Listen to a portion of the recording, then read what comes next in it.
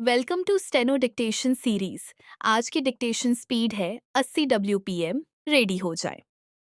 Dictation शुरू होगी 5 second बाद।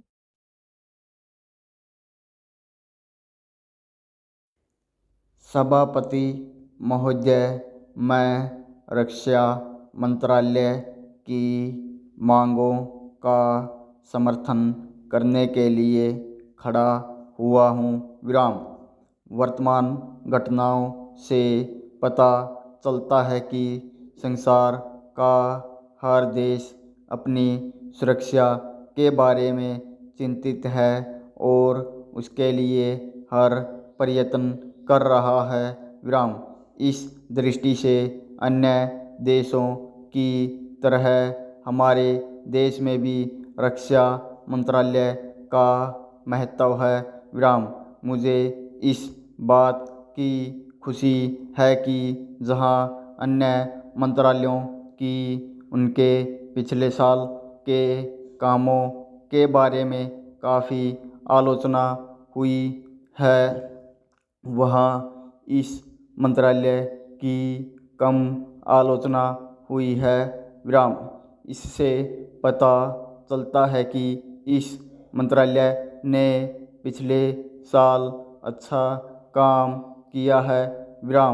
मोटे तौर पर किसी भी देश की सुरक्षा नीति का लक्ष्य यह होता है कि दूसरे देशों, खास तौर से पड़ोसी देशों के साथ मित्रता के संबंध स्थापित हों और हम एक दूसरे के मामलों में हस्तक्षेप न करें, लेकिन उसके साथ यह भी ज़रूरी होता है कि हम अपने देश की सीमाओं और अखंडता की रक्षा करें।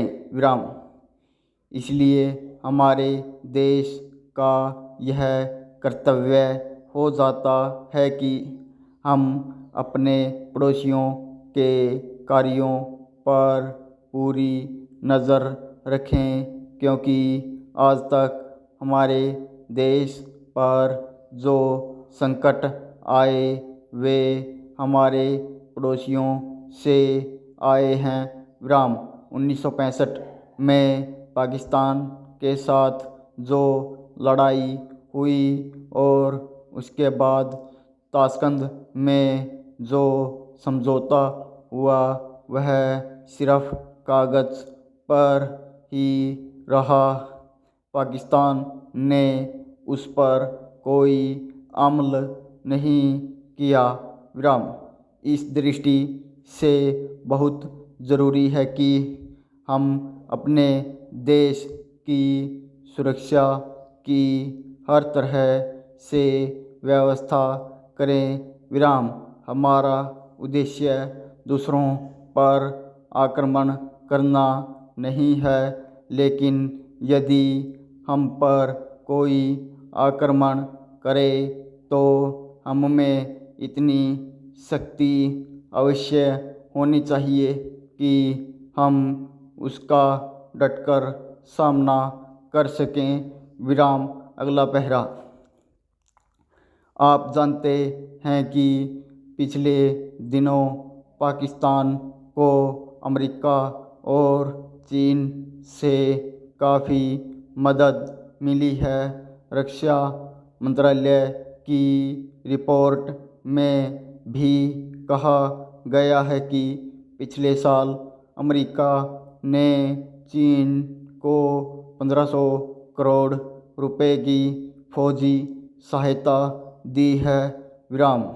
आज जहां हम फौजी सामान के लिए अपने कारखानों की मदद से अपनी शक्ति बढ़ाने का प्रयत्न कर रहे हैं, वहाँ पाकिस्तान संसार के देशों से फौजी सामान खरीद रहा है। अपनी नीति के कारण वह सब देशों से लाभ उठा रहा है।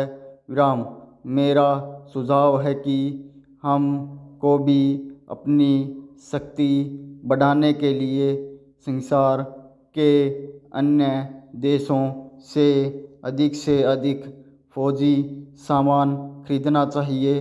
विराम। आज तिब्बत की सीमा पर चीन की 1.5 लाख फौज खड़ी है। पूर्ण विराम। तो दोस्तों, आज की डिक्टेशन यहीं समाप्त होती है। अब आप अपने लिखे हुए नोट्स को ओरिजिनल टेक्स्ट से मिलाकर अपनी स्पीड और एक्यूरेसी का एनालिसिस करें। याद रखें, रोज प्रैक्टिस ही आपको परफेक्ट बनाएगी।